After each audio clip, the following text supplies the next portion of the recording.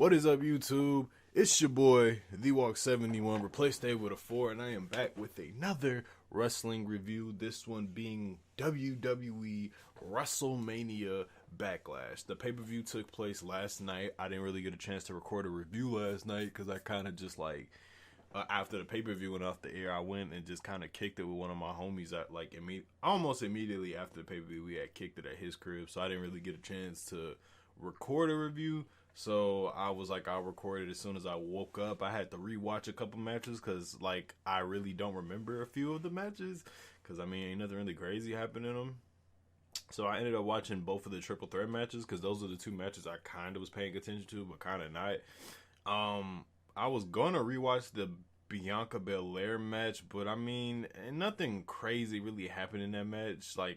I could kind of tell what type of match it was, and I could really go off of memory because nothing crazy happened. It was just them hitting a bunch of moves, and then other stuff. I'll talk about it when the match comes. But let's get it started. So first, we had a pre-show match that was literally made during the pre-show. I'm assuming, or I don't know. There was a non-title open challenge from the United States champion Sheamus. He came out saying he's not giving out title shots. You have to earn that, but he's giving out opportunities. Then Ricochet came out. This man came out with black jeans. He got the tape fist, and he was ready to go. And him and Sheamus put on a little good 7-minute match. Ricochet got a lot more offense than I thought he was gonna get in. At one point he had a moonsault. A lot of back and forth, a lot of strong style from Sheamus, who I'm starting to believe Sheamus might be the most strong style wrestler in WWE now, because it seems like everything Sheamus doing, he's trying to hurt his opponent legit. But it was pretty cool. They trade offense, and then eventually Ricochet gets caught with a running knee. I thought it was a bro kick, but it wasn't. It was a straight up Kenny Omega running knee, and he won with that. And I was like, okay, well, after the match, Sheamus is celebrating. Ricochet attacks him, puts on Sheamus's hat and jacket. He hits a dab, and this is why Ricochet doesn't get pushed, because he still thinks hitting a dab is cool in 2021. After that, Sheamus tries to come in. Ricochet throws the stuff at Sheamus, and then gets out the ring and is talking about, I'm getting my title back. You playing, but I'm going to get my title back, whatever. Pre-show shenanigans per usual. We open up the pay-per-view with the triple threat match for the Raw Women's title. Asuka, Charlotte, and the Raw Women's champion, Rhea Ripley. This match, when I first watched it, I didn't really remember much from it, and I was really just going to wing it. But then I just rewatched the match because I saw that it was only 15 minutes. I was like, okay, I could watch it. And it wasn't that bad of a match. It started out really with Rhea and Asuka just teaming up on Charlotte and taking her out. And then once they was able to get her outside of the ring, Asuka and Rhea start trading offense, hip attacks, all types of stuff. But then eventually Charlotte got involved. She took out Asuka, and then she took out Rhea Ripley by grabbing her leg and sweeping her leg from under her, and then having her go back or leg first into the apron, which, as everyone knows, is the hardest part of the ring, if the commentators didn't already emphasize that. So then it just turned into Asuka and Charlotte going at it. Charlotte doing stuff, then eventually Asuka does an arm bar, but then eventually it gets broken up, and then they're fighting each other again. At some point, Charlotte does a moonsault. There's in every multi-person match, they have to do the superplex into a power bomb, or a superplex with the Russian leg sweep off the top rope spot. So we got one of those. I forgot the name of it, but we got one of those. At some point, once again, they're trading kicks, shots, and everything in between. Charlotte hits a double, what's the name of her finisher? I remember what it used to be called. Natural selection. She hits a double natural selection on Rhea and Asuka. She tries to do the Roman pin, where she pins both of them at the same time, but they kick out. After that, they're just, all three of them are in the ring just hitting each other with moves. The ending was kind of weird because it seemed like Charlotte just wanted to lose, because there's a point she tries to big boot Asuka. She misses. She's on the outside of the ring. Rhea Ripley tries to hit the riptide. I think Asuka gets out of it, or Charlotte gets involved again before Charlotte is out of the ring, because there was a tease of a Asuka lock on Charlotte, but it didn't work. And then eventually Rhea Ripley hit the Riptide, and Charlotte just kind of watched Rhea Ripley do it, pin her, and then they just had like a stare off. So that should tell you how they feel about Asuka, which I already knew, because I mean, when Asuka was the Raw Women's title, she really never really defended the title, and they never treated her as a threat. She was just Asuka, and she just so happened to be the champion. But after that, like I said, there was a stare off between Charlotte and Rhea, so it seems as though they'll be fighting each other either at the next pay-per-view or they'll be building up towards SummerSlam or something. I don't know. Who knows? After that, what match was next? We got the SmackDown Tag Team Championship match. Rey Mysterio versus Dolph Ziggler and Robert Roode. Earlier in the night on the pre-show, Dominic Mysterio was attacked by Dolph Ziggler and Robert Roode. They threw a couch on him, and because they threw a couch on him, it just made him medically not cleared. So the match happened. It was essentially a handicap match, but it was I don't know. I don't like when they do these in handicap matches, especially when it's the heels that's got the advantage and they're going against somebody smaller. They just kind of did like a regular tag team match, but Rey Mysterio was just his own team. Like, he was literally taking out both of them by himself at some points. There was a cool spot that Rey Mysterio did where I believe he like did the slide under Robert Roode. You know, the slide he does where he slides off of under the bottom rope and does like a splash on the outside. He did that under Robert Roode's legs and under the ropes. I thought that was cool. The Dirty Dogs did another cool move on Rey Mysterio where they had Robert Roode had Rey Mysterio in a wheelbarrow position, and then Dolph Ziggler hit the Famouser. I thought that was a pretty cool move. I feel like they should make that a finish or something. That was a pretty, like, I like that move a lot. That was cool. So eventually Dominic Mysterio comes back. He gets the babyface comeback spot. I kind of knew that they were going to win once I saw that happen on the pre-show, that they took out Dominic just for him to come with the babyface comeback. Eventually Rey Mysterio gets the hot tag. Dominic comes in. He gets some moves in, but eventually Dolph Ziggler, or was it Dolph Ziggler? But eventually Dominic ends up getting beat up again, and then he does a hot tag to Rey Mysterio. Rey Mysterio gets involved. He does his moves and everything. And eventually he hits a 619. Dominic hits a frog splash, and they win the tag team titles. Like I said, it was a cool moment just to see Rey Mysterio and his son win the tag titles. This is the first time in WWE history that they've had like a father-son tag team win the title, so that's pretty cool. And it's just cool knowing the history with Dominic and WWE dated all the way back to the Eddie Guerrero feud from, what was that, 05? I think 2005, something like that. Yeah, 2000. Yeah, 2000. Yeah, 2005. And just seeing how he grew up from that to now he's the SmackDown Tag Champs with his dad. It's pretty cool. It was cool. I mean, the match itself was whatever. They could have literally done this in much lesser time. And I just don't like the fact that they just had Rey Mysterio just beat up both Dolph Ziggler and Bobby Roode like that. Like, you have the advantage. Y'all should be spamming finishers or something. I don't know. Whatever. After that, we get yeah. Let's talk about it. We got the zombie lumberjack match. I am not reading that incorrectly. That is what it says, and that's what we saw. The Miz versus Damian Priest. The Miz with John Morrison. So before the match even started, before the pay-per-view even started, they had Batista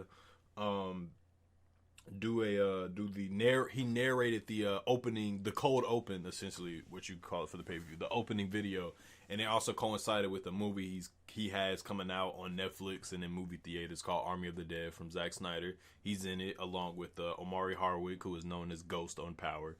I don't know who else is in it. I just know them two are in it. So he's promoting that. They show clips of it. And, you know, just all types of promotion, because it's essentially presenting the pay-per-view. It's the sponsor for the pay-per-view. So John Morrison is knocking on the door. The Lumberjacks all of a sudden get a locker room. He knocks on it. He opens up the door, and it's zombies. And I was like, oh, dear God, this is what we're about to do. So once that happened, The Miz and Morrison are talking about what happened, and then the match happens. Before when did the zombies come out? I'm trying to remember when exactly the zombies came out. Was it after their entrance? Okay, no, the zombies came out at the beginning. Okay. Okay, yeah. Okay, so Miz and Morrison came out, then the zombies came out, then Damian Priest came out, and then we had the match itself. The match itself was whatever. It's a match we didn't seen a trillion times on Raw, and I hope this is the end of this feud. Regular match. I mean, the stuff you're gonna remember is not even the match itself, because I don't even remember what happened in the match itself. I just remember the zombie part. So I mean, Miz and Damian Priest are just trading offense. Eventually, they both get outside the ring. They're just fighting zombies. They're trying to avoid the zombies at all costs. You know, moving around, jumping over stuff. Damian Priest takes out a zombie that's like his height. You know, big man, ordeal, whatever. John Morrison gets involved at some point. He's attacking zombies. He's trying to do high flying stuff before he eventually gets caught, and then the zombies just take him away. Hopefully they eat him, and then he can go back to like Lucha Underground. Then with the Miz and Damian Priest, they go back in the ring. They're fighting. Eventually, Damian Priest hit the lights or whatever. Yeah, that was it. It wasn't a memorable match. It's a match we didn't see a trillion times. It's a match we literally had at WrestleMania without Bad Bunny. Not the zombies part. That would have been hilarious if they had zombies at WrestleMania. The match itself was whatever. I didn't care for it. The zombie stuff was pretty stupid. It's just crazy that WWE has this attitude that the AEW Blood and Guts match set the business back 30 years when they do stuff like this, where they have zombies come out and they have Alexa Bliss acting like a 12-year-old possessed child every week on TV. But yeah, I mean, it's whatever. It was stupid. It promoted the movie. There were zombies coming out from everywhere. After the match, the Miz is dead in the ring, and he dies like he's dead. Like the zombies eat him, and then they go into commercial break. Essentially, this is the same guy that 2 months ago was the WWE champion, and people thought he was gonna main event WrestleMania. People really thought he was gonna main event WrestleMania. Yeah. Well, this is the payoff, because y'all was talking about there's a payoff to this, right? This is the payoff. He gets eaten by zombies. So after that, we get ready for the next match, but it was something else I noticed.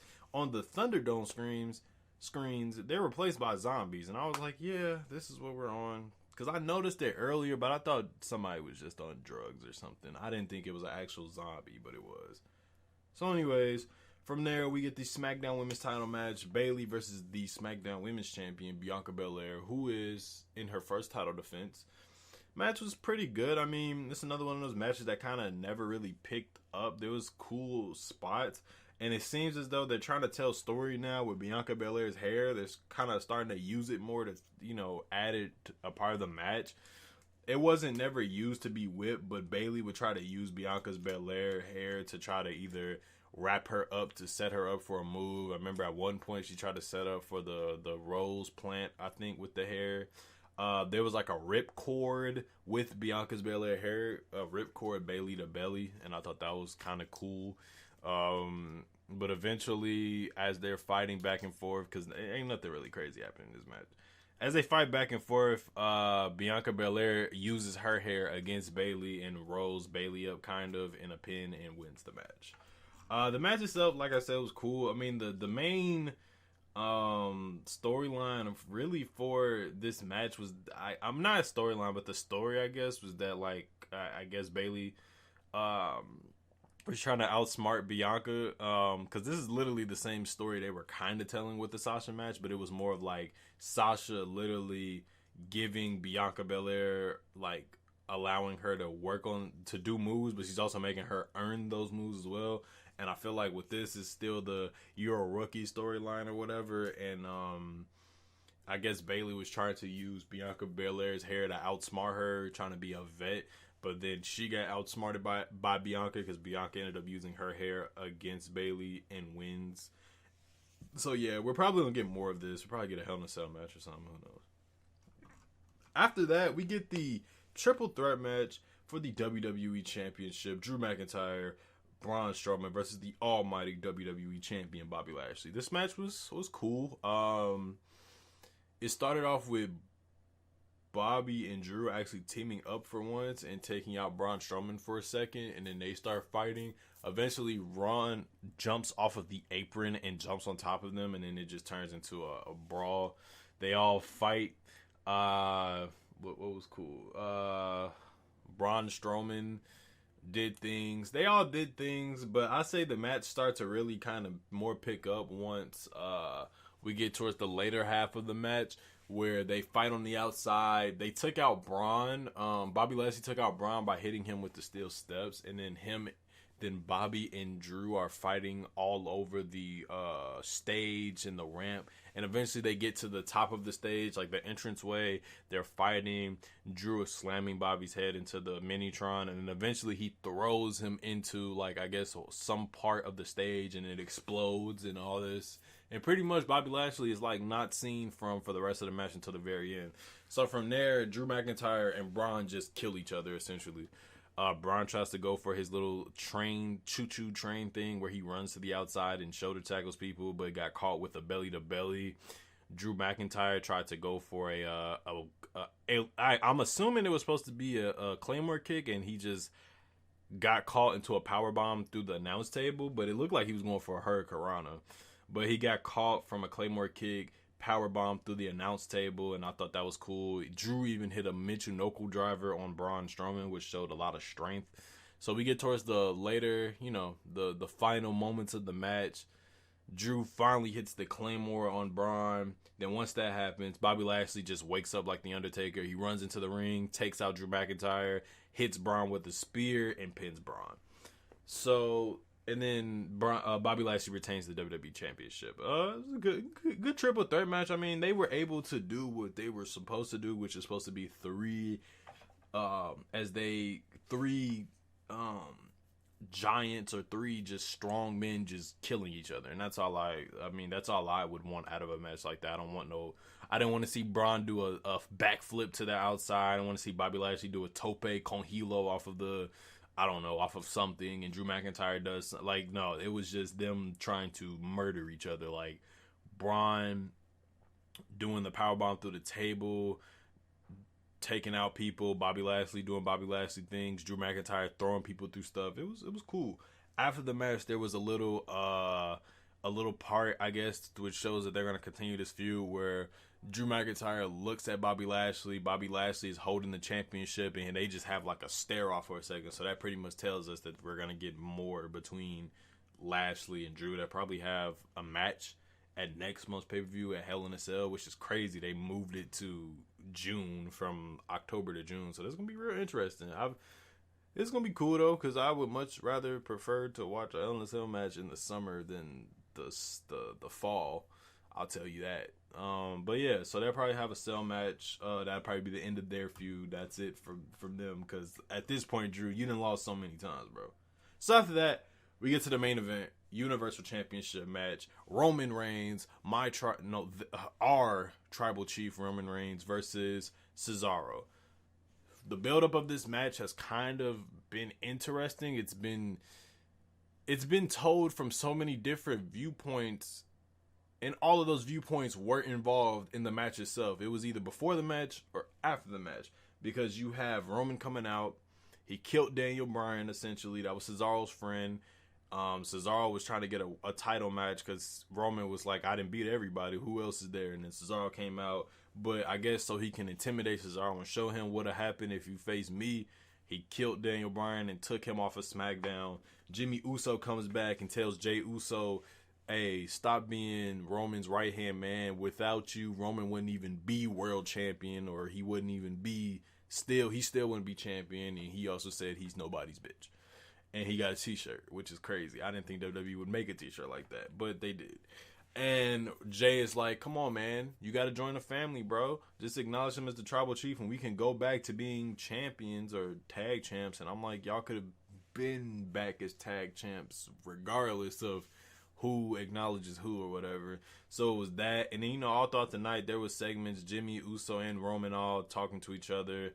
And we get towards right before Roman comes out. He's getting ready. Jey Uso is excited because he's main event Jey Uso. And he was telling them, he was like, yeah, man, let's get it. And he was just looking at him like, where are you going? And he was like, I'm just here just in case. He was like, just in case what? oh, you sound like your brother. Maybe you should go find him. And he basically sends Jey Uso away. And then it just turns into a one-on-one match. And the match itself was pretty darn good, I would say. A pretty good main event match. This is the first, like, I guess, match with Roman with his title where I felt like I wouldn't say had an equal, but, like, if he were to get beat by Cesaro, I'd be like, oh, well, that's Cesaro. I mean, it is what it is. Like, he had Kevin Owens, and Kevin Owens beat him, I'd be like, oh, yeah, that's Kevin Owens, but, I mean, Roman could have still held the title.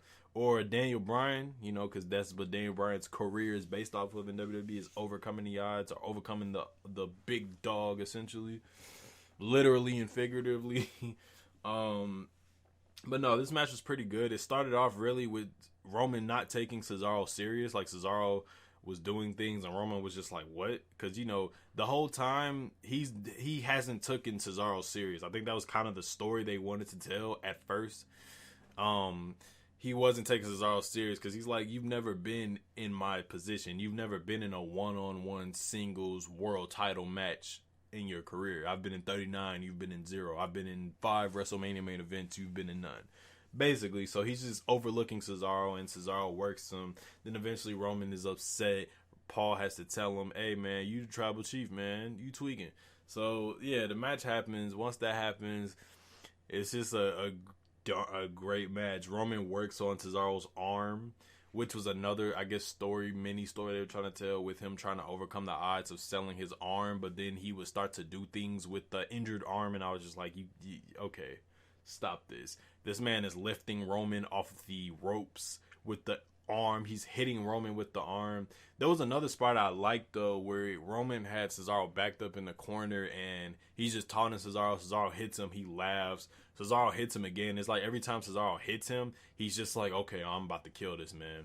And then eventually Cesaro has like a discus clothesline, but with the injured arm, and I was like, oh my gosh, all right, whatever. So we get to that point. There was no swing in this match whatsoever because Cesaro was selling that arm. At one point, Cesaro does a stomp, and that stomp looked brutal. It seemed like he stomped his entire body weight on Roman Reigns in that match. He also hits a sharpshooter at 2 different points in the match, both unsuccessful. Let me see. I'm trying to remember some other stuff that happened. There was at one point, Roman was about to go for the spear before he gets tossed up in the air and hit with the European uppercut. I love that move, by the way. Then Cesaro transitions from that sharpshooter, and the second time he does it, he transitions it into a crippler crossface, but eventually Roman gets out of it, mounts Cesaro, strikes him, power bombs him, and then hits the guillotine. He locks the guillotine, but Cesaro actually powers up for a second before Roman pulls him back down. And there was one point Cesaro's head slipped. Roman hit him again, and then put him back into the guillotine, and then eventually Cesaro passed out. Roman retained, but hey, man, the match was good. I enjoyed the match.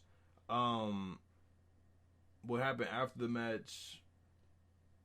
Not so much, because now it's just kind of confusing me. So after the match, Roman is celebrating. Cesaro wakes up in like a shock, like he doesn't know what just happened, trying to do like, you know, them UFC type of sell, basically. You know how UFC fighters be when they get choked out, they like wake up all of a sudden, like what just happened, what was going on. That's basically what he did. So after that, Jey Uso comes out with the little tribal necklace. He puts it on Roman. Roman is smiling, he's celebrating, and then Jey Uso attacks Cesaro, hit him with a bunch of super kicks, works on the arm, hits the Uso splash, boom. Then Seth Rollins comes out. Him and Roman are staring at each other, so I guess that's setting up for a match they're going to have between them two, heel versus heel, Roman versus Seth, and they smile at each other, and then Seth takes out Cesaro. He works on the arm. He puts his arm through a chair and slams the chair into a ring post, hits a curb stomp, and then the pay-per-view ends with Seth Rollins. And that's WrestleMania Backlash. Overall, the pay-per-view was cool. I mean, it was 6 matches. I can't ever complain when WWE does less than 10 matches on a pay-per-view. I can never complain because it's less I gotta watch. But overall, I mean, the pay-per-view was cool. The main event was great. Great main event. The triple threat matches were cool. The zombie lumberjack match that match can F off. So I mean, it was cool. I guess they're setting up for Hell in a Cell. I don't know what My problem, I guess I'll say this before I end it. My problem with that, how that main event finished, like the aftermath stuff, is like who's next for Roman now? Because there aren't that many top baby faces in on SmackDown for Roman. Cesaro, you had Daniel Bryan, but you killed him and then said if he loses, he's banned from SmackDown. So he's banned from SmackDown. Edge, I don't know where Edge is. He's too busy being a part timer, so he ain't gonna be here until like SummerSlam. Um, Seth is a heel. Maybe Aleister Black, but you have to really push him, and I don't think WWE is willing to push him to a point where he can challenge for a world title. I don't know. That's just kind of confused me because now I don't know what's next for Roman. Like, is he gonna face Cesaro again, or is Cesaro gonna face Seth again? Like, what's gonna happen basically?